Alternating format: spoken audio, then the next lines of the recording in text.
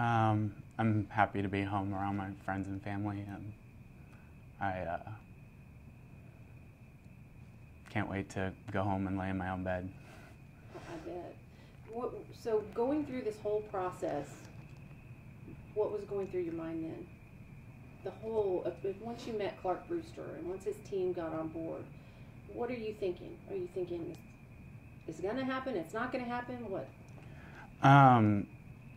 Yeah, I was thinking something would happen. I knew something should happen, and I had faith in them. For good reason, it turns reason. out. So how did last night unfold? You went to court yesterday. You got the news yesterday. Tell me about your leaving court and the rest of your day and night. I left the courthouse, and I got back to the jail, and I was told they are having problems with finding an ankle monitor, and then they told me I wouldn't be released till today. So I talked to my mom and went to sleep and woke up this morning ready to leave. Ready to leave. So, I mean, I know it's hard to express what you've been through for the last how many years? 5 years? 5 years in, but 6 years of dealing with the tragedy. And when did you begin to believe that there was light at the end of the tunnel? I've never stopped believing, I don't think. Why is that? Tell me about that. My faith's taken me a long way through this. Can you talk to me about that night, about the accident? What do you remember from the accident? That's a really tough question. Just because of the memory? Yeah, it's hard to relive in your head. How often have you relived it in your head? I'd say every day since then, in some way. There's always something that brings back memories or triggers. So how do you get through it? I have a lot of support, a lot of people who love me, a lot of people who have been there and told me to keep my head up. A lot of people who have never given up on me. One of those people is Amanda. Where did that start? I've always prayed for that because I just wanted her to be able to know me and know who I really am. And I'm extremely grateful that that's come about. How did it come about? Did you reach out to her? Did she reach out to you? She reached out to me. I received a letter while I was in prison, and she told me that she wanted to get to know me. And after that, I responded to her, and then we were able to speak on the phone, and then it just slowly progressed from there. And what did you respond to her? What did you say to her? I told her how incredibly sorry I am for her loss, how this is something that's affected me in my life. I just wanted her to know how much I care too. And I think she's seen that, and I'm grateful that we've been able to grow close. Have you had a lot of visits from her? Yes, I have. How often would she visit, and what was that like? The first time you met her face to face, what was that like? The first time I met her face to face was when I was released on bond, the first time in October. But before that, we had never been able to meet face to face. That was very special. But since then, she's been able to come see me at the jail, and she's very brave. Why do you say that? That's, I know how much this has affected her, how much this has affected me. I know this has to be harder for her than it has been for me. And for her to be able to reach out to me at first and then to want to get to know me, not just to forgive, but to want to actually know who I am, that takes a lot of courage. It What has she learned about you, do you think? When you say, get to know who I am, what has she learned? I think she has learned that I'm a really caring guy. I'm friendly, funny at times, but I think she's gotten to see that, she's gotten to see how much this has affected my life too. And I don't know how much this has affected her, but I try to put myself in her shoes sometimes and to understand how she goes through life each day. To see how she's reached out to me has made it easier for me to be able to build a bond. Her family, not so much. They are not as willing to, in fact, they want you back behind bars. What would you say to them, or what have you said to them? Everyone deals with grief in different ways, and I hope that they know that this is an accident and that one day that they'll be able to forgive me. Is there anything that you'll do to help them to forgive you?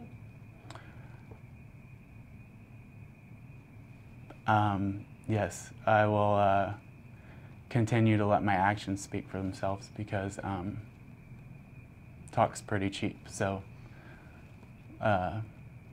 living a life that everyone can see and be proud of. And have you already started on that path? I think I've been started on it for a long time, but yeah, I've finished college since I've been in. I'm working on my master's degree. I really want to go to law school because of how much this has affected me. So what type of law will you practice? Criminal, as the same as Clark defense. It's I've just seen so much over the last 5 years, so many things that have affected me personally, that it's something I just don't want to let go of. I feel like it's my calling.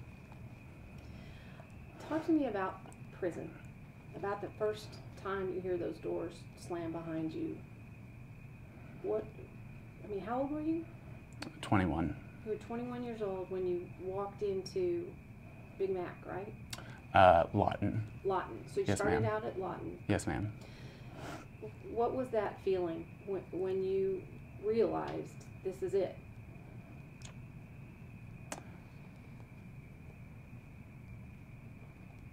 I think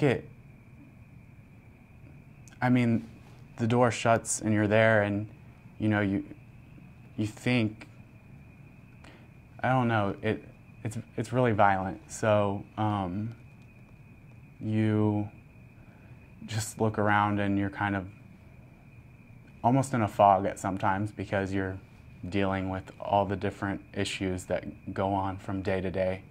But at first it was very eye-opening, I would say.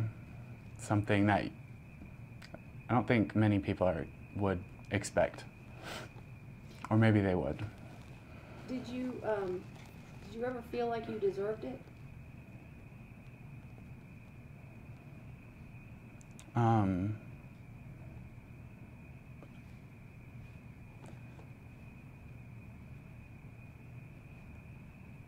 That's hard to answer, just because of the circumstances. The loss of life would cause you to feel such remorse that you feel like you need to be punished, but under the law in Oklahoma, there wasn't the justification that the prosecutor asserted. Did you know at the time, or of course you didn't know, you were 19, 20, 21 years old, so you couldn't know what the law was, but what did your heart say was appropriate punishment for what had happened?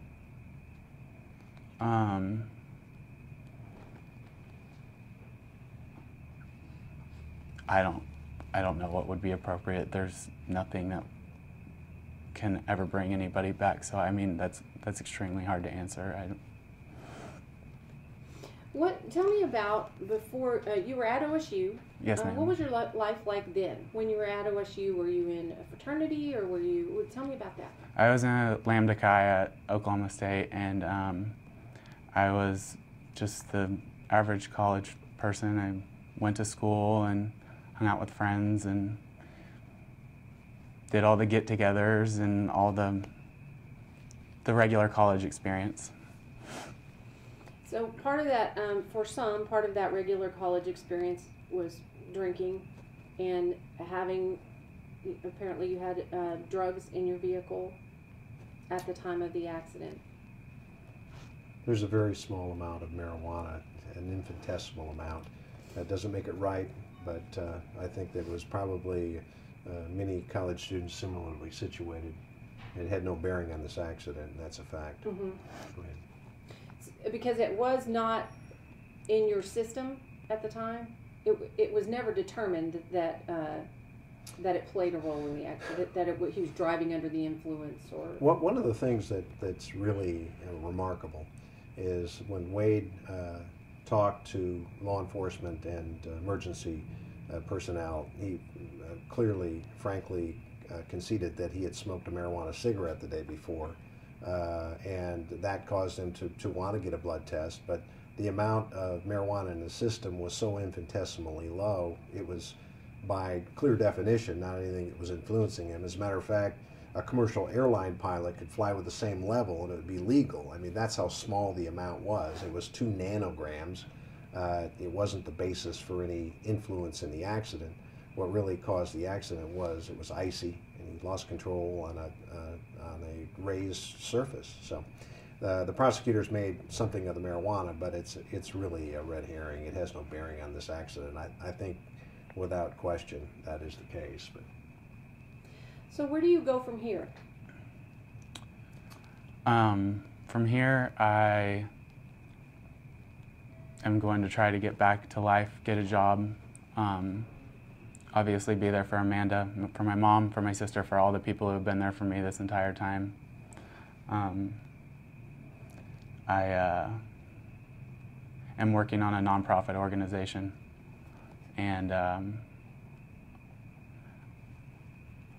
tell me about that. It's directly related to the car accident, and I've been working on it with a family friend for quite some time now. So you're working on starting a nonprofit organization? Yes, ma'am. I'm sorry, these phones keep making noises. And where are you in that process? Who will it help? What types of people will it help? It'll help people who have been affected by tragic car accidents or accidents that could be, related to that, like aircraft or watercraft or. And how would it help the people who would come to your organization for help? We haven't really worked out all of exactly how the strategy of what exactly everything's going to do, but it will help to provide compensation. It'll help for counseling, for helping people to deal with grief issues and things like that. Let me give you a little background on this thing. Wade and John DeSelms met incarcerated. Both young men had been involved in accidents that took lives of other people. John was the operator of the boat that resulted in their death of Miss Teen, Oklahoma. Mm-hmm. They're both incarcerated together at Lexington, and they spend their days talking about how they want to give back and how they want to form an organization that will help them help others. It's truly heartwarming. And since they both, now Wade's out today, but they are very excited about launching this and making a difference. That's what he's talking about. John DeSelms now? John is out. John is working, doing wonderfully, but he is very close with Wade. Wade's very close with John. Their families have become close, so they've been very supportive of each other. And these two young men want to reach out, be trained in the law, and make a difference. It's pretty amazing. Was John also an OSU student? No, John was at the University of Arkansas. Oh, okay, that's But, right. and they didn't know each other before, but they met at Lexington. And John's family has been incredibly helpful to Wade. And our firm is volunteering anything we need to do to help these guys get started and make a difference. Thank you. That's amazing. So, with this appeal, you know it's going to go on. How do you cope with that? I mean, do you feel it over your head? I think I do, but at the same time, I try to stay in the moment because, you know, it's nice to be around family, friends, and loved ones. So I'm trying to stay at that place instead of thinking too far into the future. You know what we were talking about, what types of things that you were doing. Clark was telling me that you were a tumbler. Yeah. And tell me about where that type of activity and what types of things that you were doing before all of this happened. My mom put me in gymnastics when I was 2 or 3 years old, and I switched into power tumbling, and I stayed in that for many years till I was 18, until I went to college, and I went to the Junior Olympics, and I got second place on the rod floor, and I think 8th maybe on the trampoline. Wow. So. Did you get to do any of that in prison? Did you do a lot of tumbling in prison? Not really. I did maybe one flip or two, but for the most part, no. What was the hardest part about being in prison?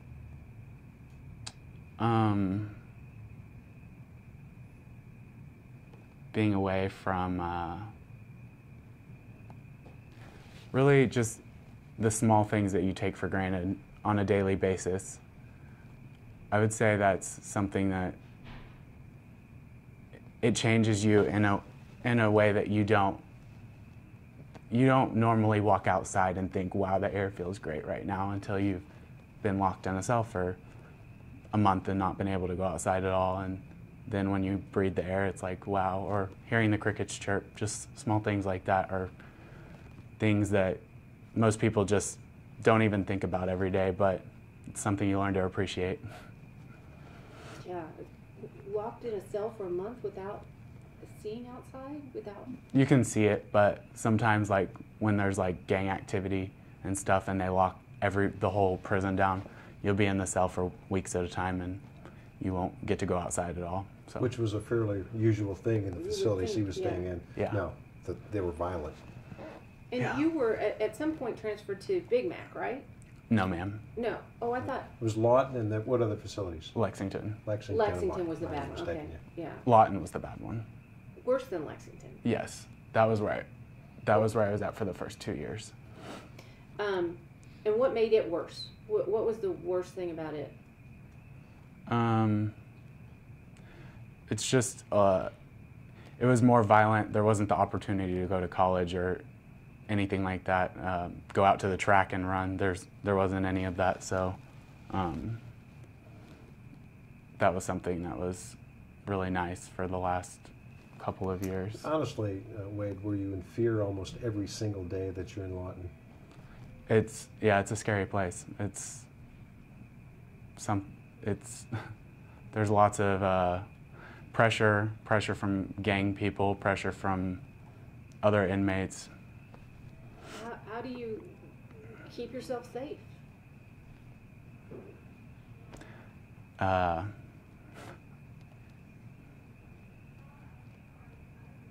Pray.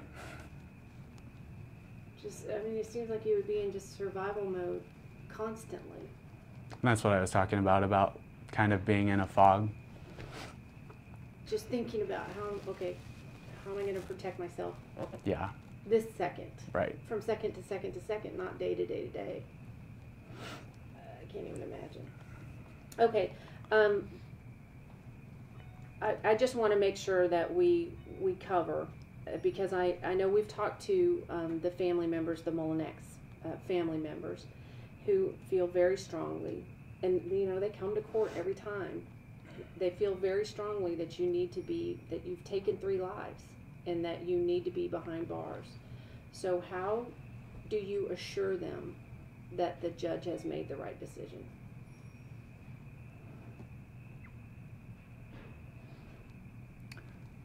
I want them to know that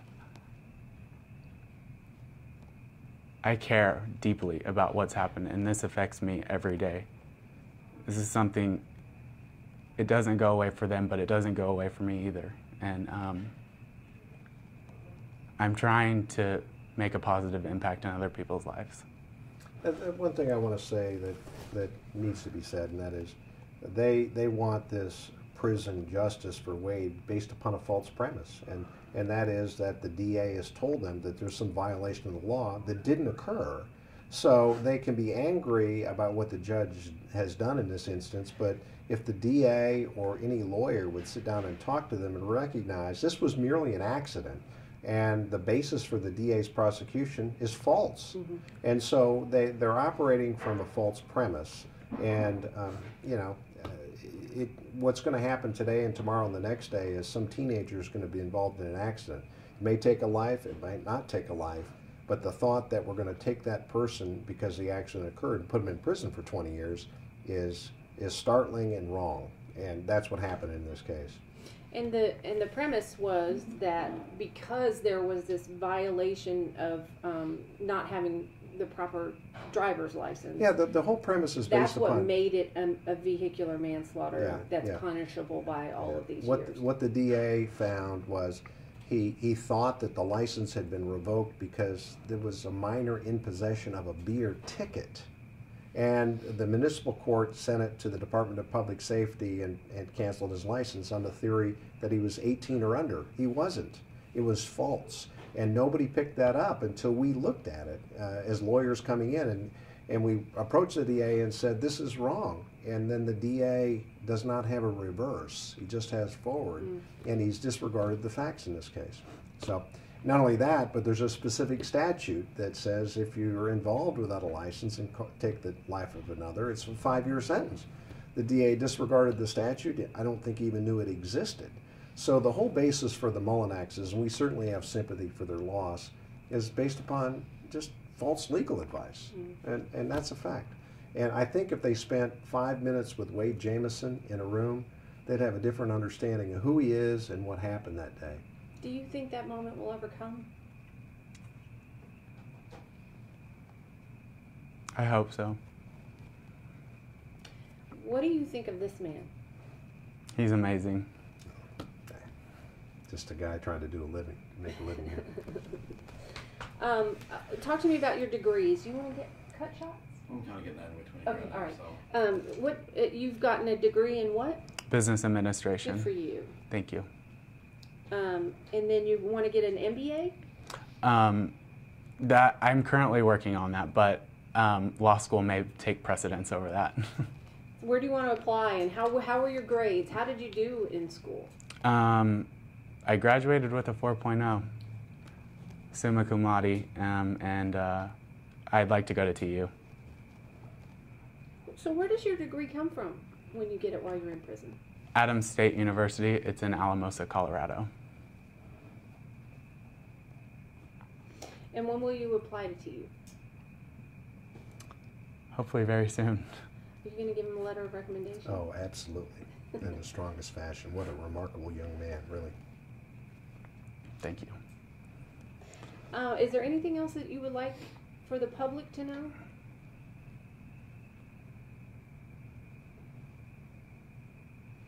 Not that I can think of. Not off the top of my head. What are you ready for when you get out of here and this is off your list? This interview.